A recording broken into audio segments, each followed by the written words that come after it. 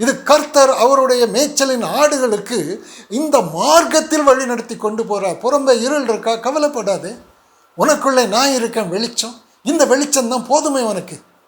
இந்த வெளிச்சம் இருக்கிறது என்று நம்பி இந்த இருளை கடந்து போ. ஆராதனை, இந்த ஆராதனை செய்கிறதற்கு ஞாயிற்றுக்கிழமை வேண்டாம், ஒரு நாள் வேண்டாம். எந்த நாளும் எந்த நேரத்திலும் எந்த இடத்திலும் செய்யப்படுகிற இந்த ஆராதனையே ஆவியினால் செய்யப்படுகிற ஆராதனை. ஏன் அப்படின்னா கர்த்தருடைய ஆலோசனை தான் ஆவி. ஆவியினால் நடத்தப்படும் பொழுது, கர்த்தருடைய ஆவியினால் நடத்தப்படும் பொழுது மாம்ச சிந்தையை சங்காரம் பண்ணி இருக்கிறோம். இந்த இருளை என்னில் கடக்க முடியாது என்பது மாம்ச சிந்தை. இந்த தீயையும் தண்ணீரையும் நான் கடந்து போவேன் என்பது ஆவியின் சிந்தை. இந்த கல்வியை ஆண்டவர் கற்றுக் கொடுக்கிறார். உபத்திரவமே கிடையாது. சிக்ஷை மீன்ஸ் கல்வி. அது ஒரு பாடம். ஆண்டவர் என்னிடத்தில் வந்து கற்றுக்கொள்ளுங்கள். அப்போ அவரிடத்துல நாம் ஒன்றாக ஐக்கியமாக இருக்கிற தன்னுடைய சீஷர்களுக்கு அவர் கற்றுக் கொடுக்கிறார். இது பாடம், ஒவ்வொரு நாளும் பாடம். இஸ்ரவேல் ஜனங்களை இப்படித்தான் எகிப்திலிருந்து ரட்சிப்பை கொடுத்து கானான் தேசத்திற்கு அழைத்து கொண்டு வரும் பொழுது அவர் வனாந்தர மார்க்கம், அதான் இடுக்கமும் நெருக்கமான மார்க்கத்தில் ஒரு கல்வியை கற்றுக் கொடுக்கிறார். எனக்கு கல்வியை கற்றுக் கொடுக்கிற இந்த கல்வியில் நாம் மறுரூபம் அடைவேன். ஒவ்வொரு ஆராதனையிலும் நாம் மறுரூபம் அடைவோம்.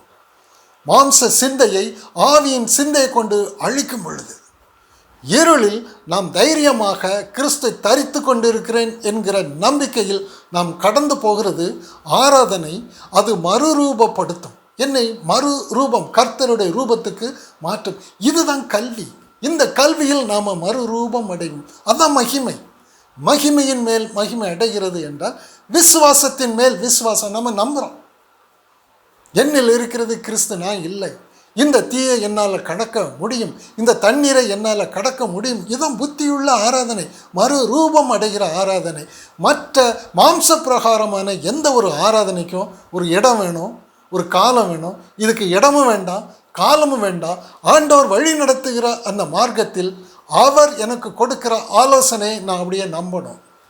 இதை விட வேறு ஆராதனை, புத்தி உள்ள ஆராதனை, உலகத்துக்கு ஒத்த வேஷம் போடாதீங்கன்னு நான் சொல்கிறேன். அவங்க எதையோ ஆராதனை என்று சொல்வாங்க.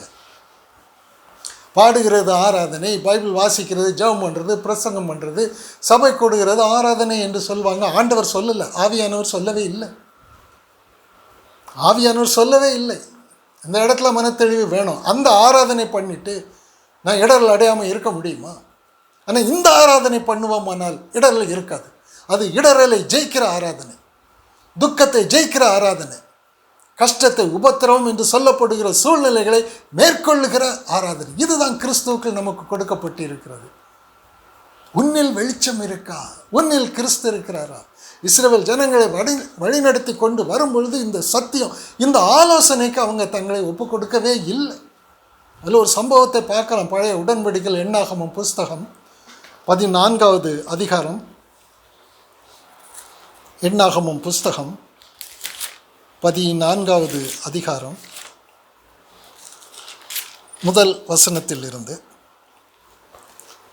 அப்பொழுது சபையார் எல்லாரும் கூக்குரலிட்டு புலம்பினார்கள். வனாந்தரத்தில் நடக்குது இது. கானான் தேசத்தை போய் பிடிக்க போகணும் என்று யோசுவாவும் காலேபும் நாம் அதை பிடித்து விடலாம் என்று சொல்லும் பொழுது, நாங்கள் அங்கே போய் ஏனாக்கியரை பார்த்தோம், ராட்சசரை பார்த்தோம், அவங்க பார்த்தோம், அவர்கள் எல்லாருக்கும் முன்பாக நாங்கள் வெட்டுக்கிளிகளைப் போல இருந்தோம் என்று துர்ச்செய்தியை பரப்புகிறாங்க. அப்போ பாளையத்தில் இருக்கக்கூடிய ஜனங்கள் கிட்டத்தட்ட கானானை நெருங்கி வந்து நிற்கிற இடத்துல சங்காரமாகி போவோம் என்று திகில் அடைகிறாங்க. திகில் அடைந்து ராத்திரி முழுவதும் உட்கார்ந்து அழ ஆரம்பிச்சிட்டாங்க. அப்பொழுது சபையார் எல்லாரும் கூக்குரலிட்டு புலம்பினார்கள். ஜனங்கள் அன்று முழுவதும் அழுது கொண்டிருந்தார்கள். இஸ்ரவேல் புத்திரர் எல்லாரும் மோசேக்கும் ஆரோனுக்கும் விரோதமாக முறுமுறுத்தார்கள். சபையார் எல்லாரும் அவர்களை நோக்கி, எகிப்து தேசத்தில் செத்து போனோம், ஆனால் நலமாய் இருக்கும். இந்த வனாந்தரத்திலே நாங்கள் செத்தாலும் நலம், நாங்கள் பட்டயத்தால் மடியும் படிக்கும், எங்கள் பெண் ஜாதிகளும் பிள்ளைகளும் கொள்ளையாகும் படிக்கும். கர்த்தர் எங்களை இந்த தேசத்துக்கு கொண்டு வந்தது என்ன? எகிப்துக்கு திரும்பி போகிறதே எங்களுக்கு உத்தமம் அல்லவோ என்றார்கள். பின்பு அவர்கள் நாம் ஒரு தலைவனை ஏற்படுத்தி கொண்டு எகிப்துக்கு திரும்பி போவோம் வாருங்கள் என்று ஒருவரோடு ஒருவர் சொல்லிக் கொண்டார்கள். இப்படி இருக்கும் சூழ்நிலை. அப்படி இடரல் அடைகிறாங்க. பாலும் தேனும் ஓடுகிற கானான் தேசத்தை உங்களுக்கு வாக்குத்தத்தம் பண்ணி இருக்கிறேன் என்று சொன்ன கர்த்தர் அந்த வார்த்தையை நம்பவில்லை, அந்த ஆலோசனையை நம்பவில்லை. புறம்பே இருள் தான், சுற்றிலும் இருள் இருக்கு, ஆனால் அவர்களிடத்தில் வெளிச்சம் இல்லை. இந்த வார்த்தை என்கிற வெளிச்சம் அவர்களிடத்தில் இல்லை. யாரானாலும் சரி, இப்படி இது திகில் பிடிக்கிற இடம்தான், துவண்டு போகிற இடம்தான், கலங்குகிற தியங்குகிற திகைத்து போகிற இடம்தான். அவர்கள் செய்தது எல்லாம் மாம்சத்தின்படி கரெக்டு தான். ஆனால் ஆண்டவர் சொல்கிறது என்னென்னா, இந்த சம்பவத்தை உதாரணமாக அவர் நமக்கு எழுதி வச்சிருக்கிறார். இது ஏன் நடந்தது அப்படின்னா, புறம்பே இருள் இருக்குது, ஆனால் அவர்களிடத்தில் வெளிச்சம் இல்லை.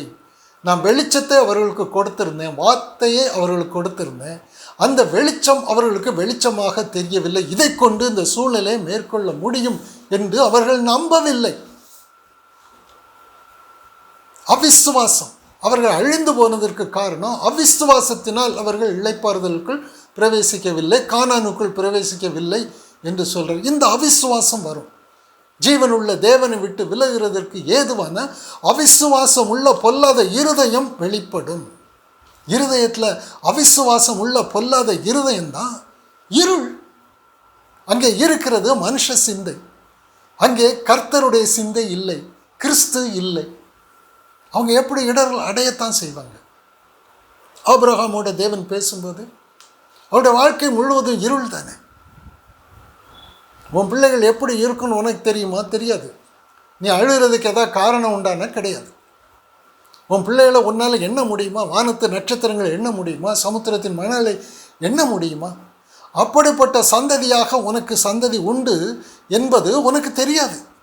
நீ உன் சூழ்நிலை எப்படி பார்க்குற? ஒரு பிள்ளை கூட எனக்கு இல்லையே, வயசாகி போச்சு. இப்போ ஆண்டவர் என்ன அவருக்கு சொல்கிறாருன்னா, உன் சந்ததியை எண்ண முடியாது. அப்போது நான் உனக்கு வைத்திருக்கிற காரியங்கள் இப்படி இருக்கிறது என்று அந்த வார்த்தை என்கிற வெளிச்சத்தை அவருடைய இருதயத்தில் விதைக்கும் பொழுது அது கொழுந்து விட்டு எரிய ஆரம்பிச்சிட்டது. அப்படி ஆண்டவரை எனக்கு தெரியாமல் போச்சே, நான் அறியாமையினால் நான் துக்கப்படுறேன், நான் அறியாமையினால் நான் இடரல் அடைந்தேன், இனி இடரல் அடைய மாட்டேன். நீர் சொன்ன வார்த்தைகளெல்லாம் ஆம் என்றும் ஆமென் என்றும் இருக்கிறது.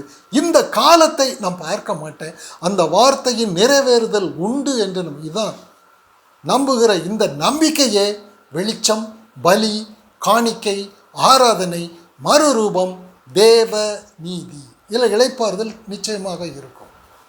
ஆனால் இந்த இடத்துல நாம் இந்த இடத்திற்கு இப்படி விசுவாசிக்கவில்லை என்றால் இடரலும் இருக்கும். அவர்கள் ஒருவரும் என் ராஜ்யத்தின் பந்தியை புசிப்பதில்லை என்று சொல்கிறாரு. அவர்கள் ஒருவரும் கானானுக்குள் வர முடியாது என்று சொல்கிறாரு. எல்லாம் ரட்சிக்கப்பட்டவங்க தானே, பஸ்கா ஆட்டின் இரத்தத்தினால் மீட்கப்பட்டவர்கள் தானே, உலகத்தை விட்டு எகிப்தை விட்டு பிரிக்கப்பட்டவர்கள் தானே. ஆனால் பிரவேசிக்க வேண்டிய பாலும் தேனும் ஓடுகிற அந்த வாழ்க்கைக்குள் பிரவேசிக்க முடியாதபடிக்கு இவங்க இந்த இடுக்கமும் நெருக்கமான மார்க்கத்தில் விழுந்து போனாங்க. இது நமக்கு திருஷ்டாந்தமாக எழுதப்பட்டிருக்கிறது. ஆபிரகாமை பாரு, உதாரணத்தை எடுத்து அவர் சொல்கிறார். மரியாளை பாரு, மார்த்தாளையும் பாரு, ஒப்பிட்டு பாரு. மரியாள் என்னுடைய வார்த்தையை கேட்டுக்கிட்டு இருக்கிறா, என்னை சுதந்திரிக்கிறா, என்னோட ஐக்கியமாக இருக்கிறா. அவள் வாழ்க்கையை பாரு, இளைப்பாறுதல் இருக்கே. ஆனால் மார்த்தாளுடைய வாழ்க்கையில் இளைப்பாறுதல் இல்லையே. ஆண்டவர் நம்ம ஒவ்வொரு நாளும் பலப்படுத்துகிற காரியம் மனுஷ சிந்தையின்படி கடினமாகத்தான் இருக்கும். நல்ல நீதிமானாகத்தானே இருக்கிறேன், என்னில் என்ன குற்றம் இருக்குது, என்ன குறை இருக்குது, இந்த சம்பவம் எதுக்கு என்னுடைய வாழ்க்கையில் நடக்க வேண்டும்?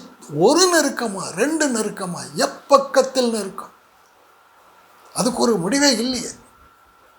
எப்பக்கத்தில் நெருக்கப்பட்டிருக்கிறோம், ஆனால் ஒடுங்கி போகிறது இல்லை. கலக்கம் அடைகிறோம், ஆனால் மன முறிவு அடைகிறது இல்லை. துன்பப்படுத்தப்படுகிறோம், ஆனால் கைவிடப்படுகிறது இல்லை. கீழே தள்ளப்படுகிறோம், மடிந்து போகிறது இல்லை. அதுக்கு என்ன காரணம் அப்படின்னா, கிறிஸ்துவை நாங்கள் தரித்து கொண்டு இருக்கிறோன்னு சொல்கிறார். 2 கொரிந்தியர் புஸ்தகம் 4வது அதிகாரம், 2 கொரிந்தியர் 4வது அதிகாரம் 8-9 நாங்கள் எப்பக்கத்திலும் நெருக்கப்பட்டும் ஒடுங்கி போகிறது இல்லை, கலக்கம் அடைந்தும் மன முறிவு அடைகிறது இல்லை, துன்பப்படுத்தப்பட்டும் கைவிடப்படுகிறது இல்லை, கீழே தள்ளப்பட்டும் மடிந்து போகிறது இல்லை. நாங்கள் இடரலே அடைய மாட்டோம்னு சொல்கிறாரு. இடரல் அடைகிறதற்கு ஏதுவான சூழ்நிலை இருக்கான்னா எக்கச்சக்கம், எப்பக்கத்தில் நெருக்கம் இருக்குது. ஆனால் நாங்கள் ஒடுங்கி போக மாட்டோம். காரணம் என்ன அப்படின்னா, எங்களுக்குள்ளே வெளிச்சம் இருக்குது, கிறிஸ்து இருக்கிறார். அதுதான் அதுக்கு அடுத்த வசனத்தில் 10வது வசனத்தில் பார்க்குறோம். கர்த்தராகிய இயேசுவினுடைய ஜீவனும் எங்கள் சரீரத்திலே விளங்கும்படிக்கு இயேசுவின் மரணத்தை எப்பொழுதும் எங்கள் சரீரத்தில் சுமந்து திரிகிறோம். கிறிஸ்துவின் மரணம் எங்கள் இருதயத்தில் இருக்குது. அந்த கிறிஸ்துவின் மரணத்தில் எங்களுடைய மரணம் இருக்குது, எங்களுடைய மாம்ச சிந்தையின் மரணம் இருக்குது, எங்களுடைய துக்கத்தின் மரணம் இருக்குது, எங்களுடைய தோல்வியின் மரணம் இருக்குது, எங்களுடைய நிர்பந்த அவல நிலையின் மரணம் கிறிஸ்துவின் மரணத்தில் இருக்கிறது. அந்த மரணம் எங்களில் இருக்கிறது. அதனால் நாங்கள் ஒரு மனுஷன் இல்லை, கிறிஸ்துவோடு மரித்தவங்க, கிறிஸ்துவோடு உயிர்த்தெழுந்தவங்க, கிறிஸ்துவை எங்களுக்குள்ளே தரித்து கொண்டு இருக்கிறோம். நாங்கள் இல்லை. அங்கே மனுஷத்துவத்தின் மரணம் உள்ளே இருக்குது. அதுதான் உயிர்த்தெழுதல், வெளிச்சம். இப்படி வெளிச்சம் எங்களுக்குள் இருக்கிறதுனால புறம்பே இருக்கக்கூடிய சூழ்நிலை எவ்வளவு இருளானாலும் அந்த இருளை நாங்கள் கடந்து போவோம். இதற்கு எங்களை ஆயத்தம் பண்ணுகிறவர் கர்த்தர். ஆவி என்னும் அச்சாரத்தை எங்களுக்கு கொடுத்திருக்கிறாரு. இக்காலத்து பாடுகள் உலகத்தான் என்ன சொல்லுவான், வேண்டாம் என்று சொல்லுவான். எங்களை பொறுத்தவரையில் ஆலோசனை கர்த்தா எங்களுக்கு எப்படி சொல்லி கொடுத்திருக்கிறார் என்றால், இக்காலத்து பாடுகள் இனி நம்மில் வெளிப்பட போகிற மகிமைக்கு ஒப்பிடத்தக்கவைகள் அல்ல என்று எண்ணுகிறோம். சிந்தையே வேறு, அது ஆவியின் சிந்தை.